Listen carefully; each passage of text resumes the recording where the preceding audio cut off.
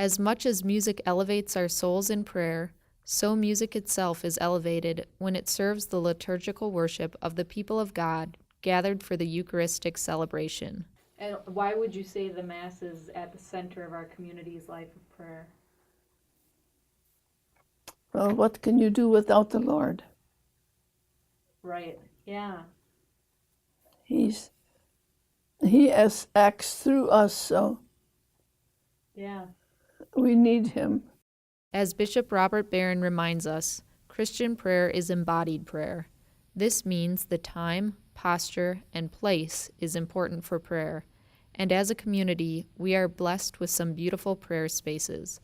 We're in the North Parlor because we know that this was the first chapel of the community, and we know that the space of prayer is important. And so I guess what would be the place of the various chapels or the places of prayer for our community? Because we certainly have some very beautiful ones. We have beautiful chapels here. Whenever I take a group on tour and do the different chapels, the first thing I tell them is that every time our community increased in size and we had more members, we built a new chapel, a new wing. And that's usually what happened. As we didn't fit into this little space anymore, we've added on another wing. And then when I look at our chapels, when I go through them, especially St. Francis, I think, granted, chapels and churches are always places of quiet and prayer. But when you look around our chapels, what to me helps with prayer is the stained glass windows we have, the exemplify our faith and what we believe. St. Francis and all the stained glass windows related to the life of Christ, the life of St. Francis, the Blessed Virgin Mary. All this helps with our prayer life.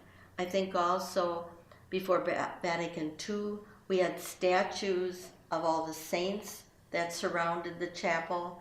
There were many more statues up in front, but they all added to that atmosphere of prayer in our lives.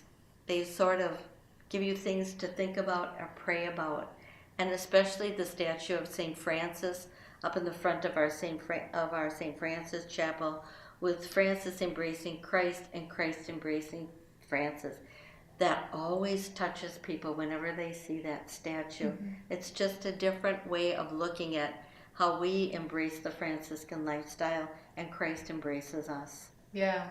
And I think Pope John Paul II in his letter to artists reminded about how beauty is conducive to prayer because the human heart longs for beauty and it leads us to God, to Christ. And so I think we've really been blessed in our community with a number of talented artists and musicians as well whose beauty and skills can lead us in prayer.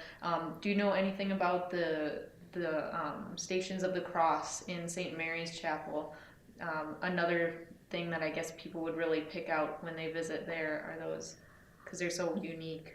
The beauty of the stations were done by Sister Victoria, and we have multiple pieces of paintings that she did.